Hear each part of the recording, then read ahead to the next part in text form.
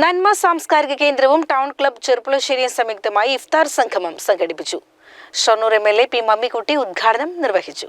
ചെറുപ്പുളശ്ശേരി നന്മ സാംസ്കാരിക കേന്ദ്രത്തിന്റെയും ലൈബ്രറിയുടെയും ആഭിമുഖ്യത്തിൽ ഇഫ്താർ സംഗമവും കൾച്ചറൽ മീറ്റും ആദരായണവും നടന്നു. ചടങ്ങ് P. മമ്മിക്കുട്ടി MLA ഉദ്ഘാടനം ചെയ്തു. നമ്മൾ വ്യത്യസ്തമായ ചേരികളിലും മേഖലകളിലും ഒക്കെ ആണെങ്കിലും എല്ലാവരുടെയും ലക്ഷ്യവും മാർഗം വ്യത്യസ്തമാണ്, ലക്ഷ്യം ഒന്നും തന്നെയാണ്. ഇവിടെ അദ്ദേഹം സംസാരിക്കുന്നത് ഞാൻ കേട്ടു അല്ലേ, യാ യുഹന്നാസ് അത് ജനങ്ങളെ എന്നാണ്, ഇസ്ലാമികളെ മുസ്ലിങ്ങളെ എന്നല്ല.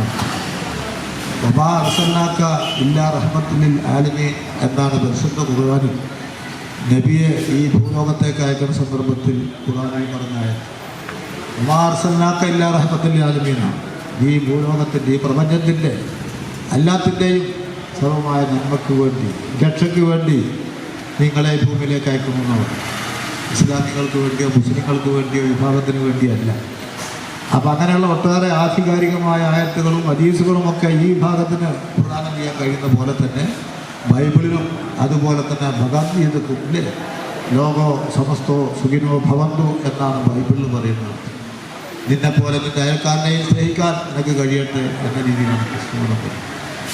അപ്പോൾ അതുകൊണ്ട് ആ രീതിയിൽ മതത്തിൻ്റെയും ജാതിയുടെയും വർണ്ണത്തിൻ്റെയും പേരിൽ നമ്മൾ വിഭജനം നടത്തുന്ന ഈ കാലഘട്ടത്തിൽ അതിനെതിരായി ഇത്തരത്തിലുള്ള മതസന്ദേശങ്ങൾ, മതഗ്രന്ഥങ്ങളുടെ സന്ദേശങ്ങൾ എല്ലാം തന്നെ ഉയർത്തിപ്പിടിച്ചുകൊണ്ട് ജനങ്ങളുടെ ഐക്യത്തിനും ഒരുമയ്ക്കും വേണ്ടിയുള്ള പ്രവർത്തനത്തിൽ നമുക്ക് പങ്കാളികളാകാൻ കഴിയണം. നന്മ വൈസ് പ്രസിഡന്റ് K. ബാലകൃഷ്ണൻ അധ്യക്ഷത വഹിച്ചു. ചടങ്ങിൽ വെച്ച് രഹസ്യാന്വേഷണ മികവിന് മുഖ്യമന്ത്രിയുടെ പ്രത്യേക ആദരവ് നേടിയ സിവിൽ പോലീസ് ഓഫീസർ E. വിനോദിനെയും ജസ്റ്റിസ് D. ശ്രീദേവി പുരസ്കാരം നേടിയ ബിജുമോൻ പന്തിരിക്കുലത്തിനെയും ചടങ്ങിൽ വെച്ച് ആദരിച്ചു. വീരാപ്പു അൻസാരി മുഖ്യപ്രഭാഷണം നടത്തി. അടുത്തറിയുവാനുമൊക്കെയുള്ള നല്ല ഒരു വേദിയാണ് ഇസ്ലാമിനെ സംബന്ധിച്ചിടത്തോളം.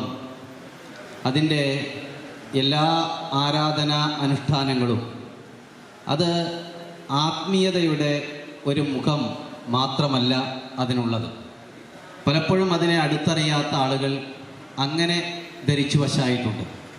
അത് പള്ളിയുടെ ഒരു 4 ചുമരുകൾക്കുള്ളില്ലാതെ ഭക്തിസാന്ദ്രമായി ഒരുവനും അവനും തൻ്റെ സ്രഷ്ടാവുമായിട്ടുള്ള അഭേദ്യമായ ഒരു ബന്ധം ഊട്ടിയുറപ്പിക്കുന്ന മാസമാണ്. അതുകൊണ്ട് സ്വാഭാവികമായിട്ടും ഇതിൻ്റെ ഒരു തീക്ഷ്ണത എന്ന് പറഞ്ഞാൽ അതിവിപുലമാണ്. ഇവിടെ മാത്രം ജീവിച്ചാൽ പോരാ, മറിച്ച് നമുക്ക് അവിടെ ചെന്നാൽ പോലും ഒരു വിചാരണ നേരിടേണ്ടി വരും. നേരത്തെ ബാലകൃഷ്ണൻ മാഷ് പറഞ്ഞ പോലെ വിചാരണകളുടെ കാലത്ത് വിചാരണകൾ ഇവിടെ മാത്രമല്ല, ഭൗതിക ലോകത്ത് മാത്രമല്ല, ആധ്യാത്മിക ലോകത്തും പരലോക ജീവിതത്തിലും വിചാരണ നേരിടേണ്ടി വരുമെന്നുള്ള ഒരു പ്രബോധന പ്രവർത്തനത്തിൻ്റെ ഭാഗമാണ് പരിശുദ്ധ റമദാനിൽ അവതീർണമായ വിശുദ്ധ ഖുർആനിൽ പ്രതിപാദിക്കപ്പെടുന്ന തത്വശാസ്ത്രത്തിൻ ആകത്തുക. അവിടെ AK രാജഗോപാലൻ, മുഹമ്മദ് അലി മാട്ടര എന്നിവർ പ്രസംഗിച്ചു. CCN ചെറുപ്പുളശ്ശേരി.